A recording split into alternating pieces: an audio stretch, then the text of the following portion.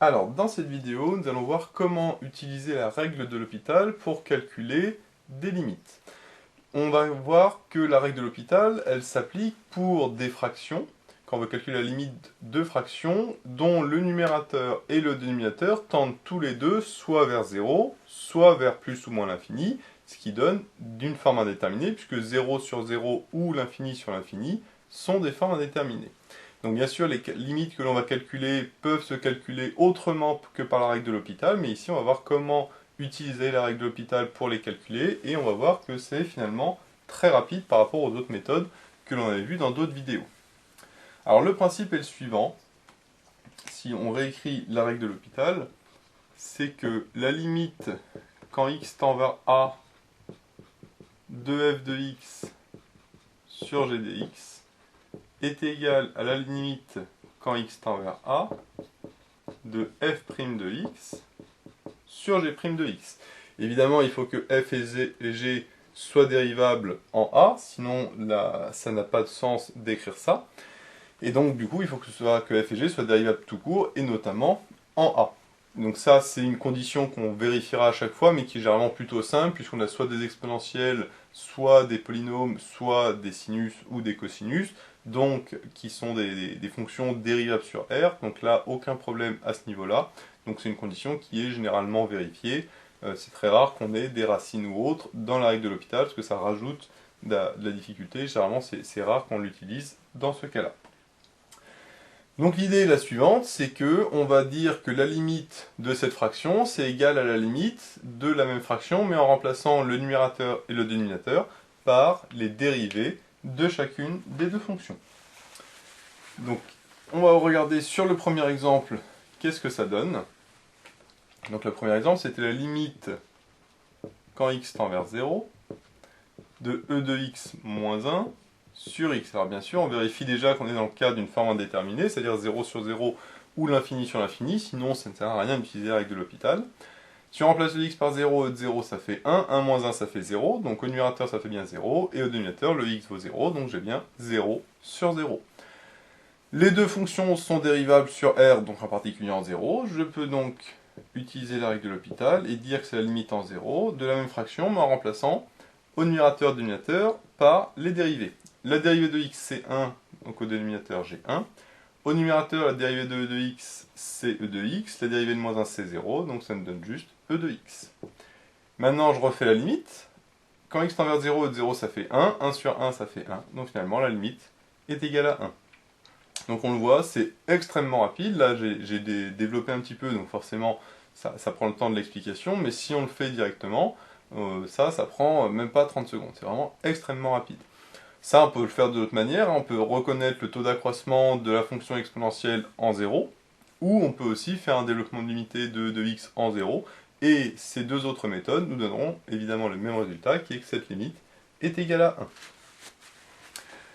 1. Donc là, on avait au moins trois méthodes différentes pour calculer cette limite, comme je l'ai dit, soit développement limité, le taux d'accroissement ou la règle de L'Hopital. Sur le deuxième exemple, on a également toutes ces possibilités, mais c'est beaucoup plus rapide de faire la règle de L'Hopital. Donc cette fois-ci, c'est pas quand x tend vers 0, mais quand x tend vers 1, sauf que ça, c'est pas un problème, parce que le x peut tendre vers n'importe quoi, enfin surtout vers un réel principalement, mais on verra que le x peut aussi tendre vers plus ou moins l'infini, la règle de L'Hopital s'applique également. Donc là, sur le deuxième exemple, on avait des polynômes au numérateur et au dénominateur, qui sont tous les deux dérivables sur R, donc en 1. On vérifie qu'on a bien une forme déterminée. 1 puissance 4, ça fait 1, moins 1, ça fait 0. 1 au 4, ça fait 1, moins 3, ça fait moins 2 plus 2, ça fait 0. J'ai bien 0 sur 0, qui est une forme déterminée. Je vais donc remplacer le numérateur et le dénominateur par les dérivés. La dérivée de x puissance 4, c'est 4x puissance 3. Le moins 1, c'est une constante, donc en le dérivant, ça donne 0. Au dénominateur, le x carré donne 2x, moins 3x, ça donne moins 3, et plus 2, ça donne 0.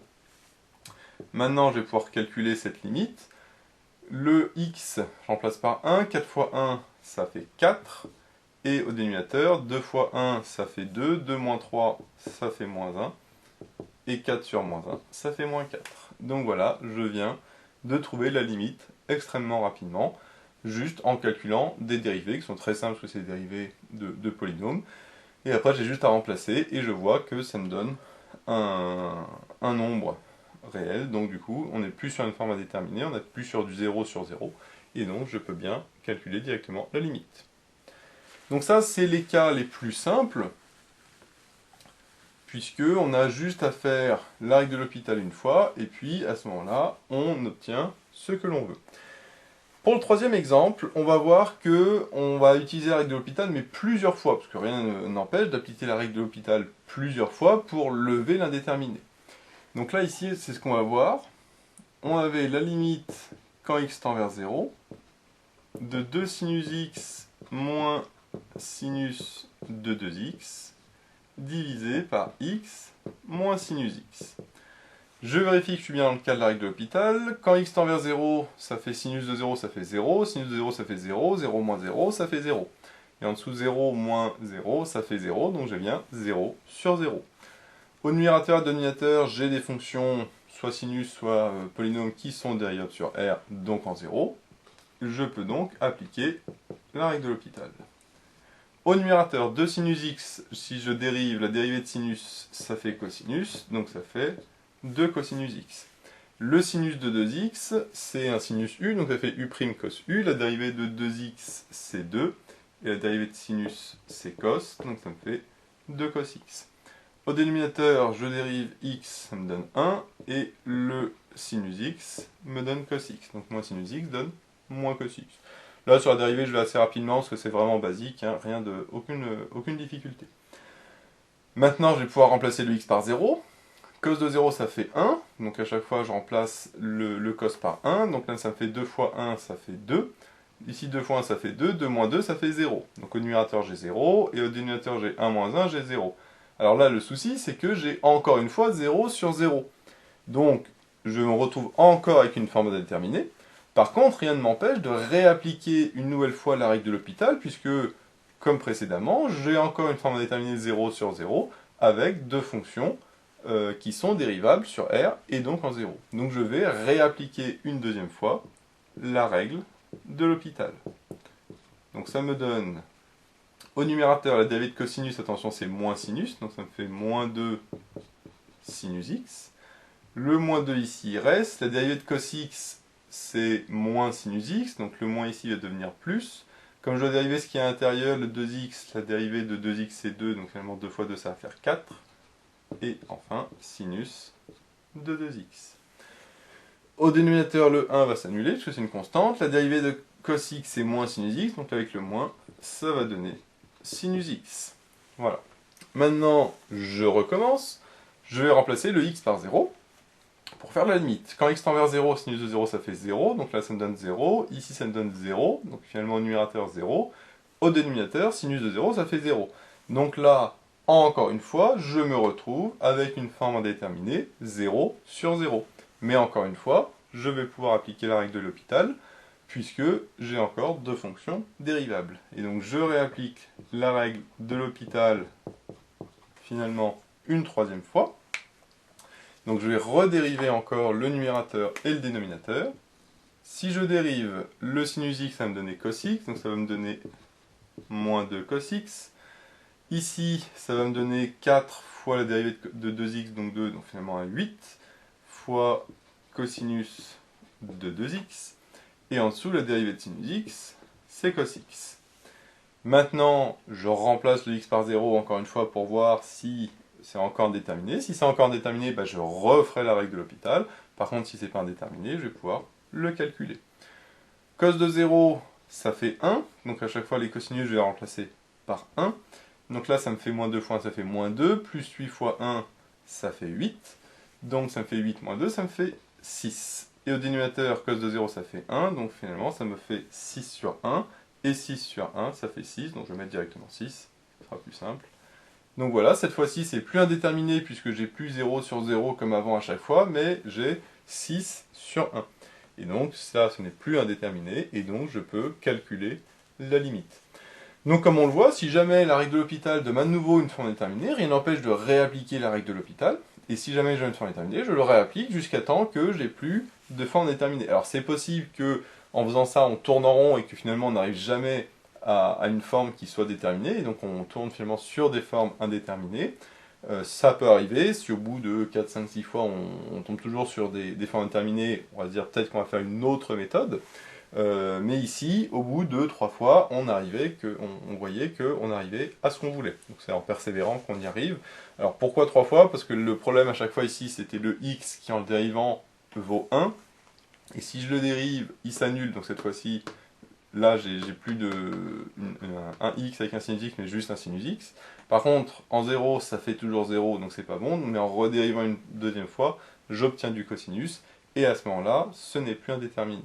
Donc c'est pour ça qu'il fallait ici 3 étapes. Donc voilà un petit peu l'idée de la règle de L'Hopital, quand le x tend vers 0 ou vers 1. Mais bien sûr, la règle reste la même quand le x tend vers plus l'infini ou moins l'infini. Donc on va voir un autre exemple. Alors bien sûr, ça on aurait pu le faire aussi par des développements limités du sinus x en 0, sauf que ça aurait été beaucoup plus long parce qu'il y avait 3 sinus, avec en plus ici un sinus de 2x, donc c'était beaucoup plus simple ici de faire la règle de L'Hopital. Donc comme je disais, on peut très bien imaginer avoir une forme déterminée en plus l'infini, par exemple, la limite de 9x carré moins 7 divisé par 3 moins 4x carré. Quand x tend vers plus l'infini, en plus l'infini, 9 fois l'infini ça fait l'infini, moins 7 ça fait toujours plus l'infini. Ici j'ai 3 fois moins l'infini, ça me fait moins l'infini, donc finalement j'ai plus l'infini sur moins l'infini, qui est bien une forme indéterminée. Donc je vais pouvoir appliquer la règle de L'Hopital. Alors quand c'est en plus l'infini, comme d'habitude il faut que les fonctions soient dérivables, mais en plus l'infini, donc du coup il faut qu'elles soient dérivables finalement sur un intervalle du style 0 plus l'infini par exemple. Ici aucun problème puisqu'on a des polynômes au numérateur et au dénominateur, un polynôme qui sont dérivables sur R, et comme c'est dérivable sur R, c'est dérivable en plus l'infini. Donc si j'applique la formule, j'obtiens la limite quand x tend vers plus l'infini, la dérivée de 9x carré, ça fait 18x, puisque la dérivée de x carré c'est 2x et moins 7 c'est une constante, ça donne 0.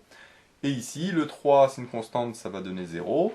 Dérivée de x carré c'est 2x, donc moins 4 fois 2x, ça fait moins 8x. Là, évidemment, je vais simplifier les x, sinon je retombe sur une forme déterminée. Donc ça me donne la limite en plus l'infini de 18 sur moins 8, c'est-à-dire, en simplifiant, de 9 sur moins 4. Et la limite de 9 sur moins 4, c'est moins 9 quarts, puisque c'est une constante. Donc voilà, j'ai calculé en 2 ou 3 étapes la limite de ma forme indéterminée, qui est moins 9 quarts.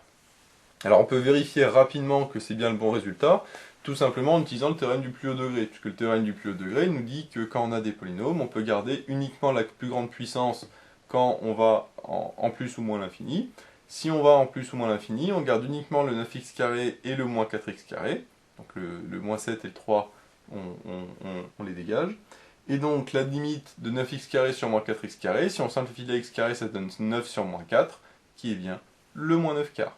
Donc évidemment ici la règle d'Hopital n'est pas forcément la plus intéressante puisque en utilisant le théorème du plus haut degré on a directement le moins 9 quarts, mais rien n'empêche d'utiliser la règle de L'Hopital sur des cas un petit peu plus complexes et qui nous donne finalement le résultat assez rapidement. Donc voilà, ça c'était juste un petit exemple pour montrer que pour la règle de L'Hopital, le x ne tend pas forcément vers un réel, il peut très bien tendre vers plus l'infini ou moins l'infini, parce que si on faisait en moins l'infini, le raisonnement aurait été exactement le même. Donc voilà, j'espère que cette vidéo vous sera utile. N'hésitez pas à vous abonner pour être au courant des nouvelles vidéos qui sortiront. J'ai mis le lien dans la description vers l'annonce de l'exercice, ainsi que vers d'autres exercices sur le calcul des limites. J'ai également mis le lien vers la page Tipeee où vous pouvez soutenir Méthode Maths. Et moi je vous dis à bientôt pour de nouvelles vidéos.